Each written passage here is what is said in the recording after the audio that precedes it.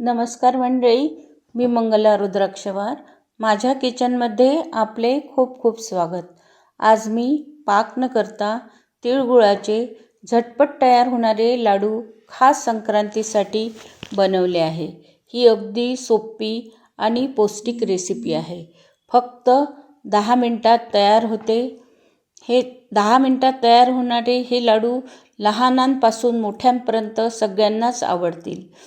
घरामध्ये जर वयोवृद्ध व्यक्ती असेल तर ती सुद्धा हे लाडू आरामशीर खाऊ शकेल. चला वेळ न घालवता रेसिपीला सुरुवात करू. यासाठी 1.5 कप तीळ घेतले आहे. हे तीळ मीडियम गॅसवर भाजून घ्यायचे. एवढे तीळ भाजायला अंदाजे 5 मिनटं किंवा 6 मिनटं लागतात. तिळामध्ये कॅल्शियम, लोह, मॅग्नेशियम भरपूर प्रमाणात असते. हाडे मजबूत होण्यास मदत होते. थंडीच्या दिवसात शरीराला उष्णता देते. त्वचा व केसासाठी फायदेशीर असे हे लाडू असतात. हे लाडू खाल्ल्यामुळे पचनशक्ती वाढते.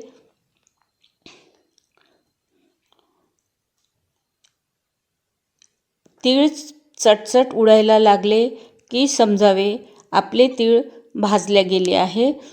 ही जास्त काळपट होईपर्यंत भाजू नका, नाहीतर तिळाला कडसर चव येते. आपले तीळ भाजून झाले आहे.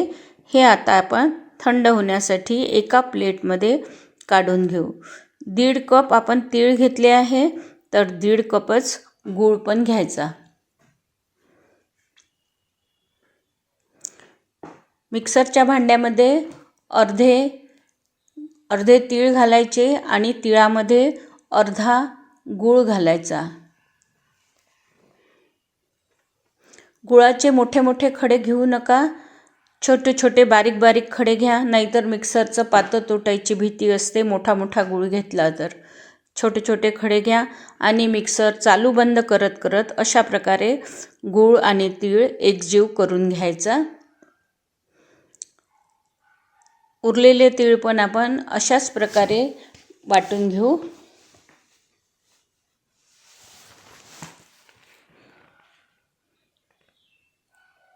यामध्ये आपण 1 चमचा वेलची, जायफळ पूड घालायची. गुळाला जायफळाची चव खूप छान येते. सगळे जिन्नस मिक्स करून घ्या आणि याचे लहान मोठे आपल्याला आवडतील त्या आकारामध्ये लाडू बांधून घ्यायचे. पटपट लाडू बांधल्या जातात. शेवटच्या लाडवापर्यंत सुद्धा आपलं सारण हे बांधल्या जाऊ शकते. जर एखाद्या वेळेस कोरडं जर झालं तर ते परत मिक्सरमध्ये फिरवा, पण असं होत नाही. छान लाडू बांधल्या जातात. बघा एवढं उरलेलं आहे, पण हे पण दाबून बांधलं तरीही याचा लाडू बांधला जातो. मिक्सरमध्ये सुद्धा फिरवायची गरज पडत नाही. तिळगुळाचे लाडू शरीरात उष्णता वाढवते, रक्त शुद्ध करण्यास मदत करते. म्हणूनच संक्रांतीला हे लाडू बनवल्या जातात आणि एकमेकाला हे लाडू देतात आणि म्हणतात, तिळगुळ घ्या, गोड गोड बोला.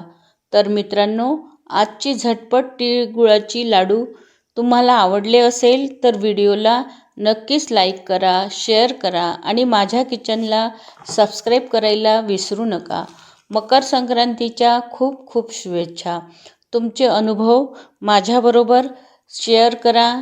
मी तुमच्या प्रश्नाचे उत्तर नक्कीच देईल आणि तुम्हाला जर आणखी तिळाच्या काही रेसिपी हव्या असतील तर मला जरूर कमेंट करा. पुन्हा भेटू अशाच नवीन व्हिडिओसोबत. धन्यवाद.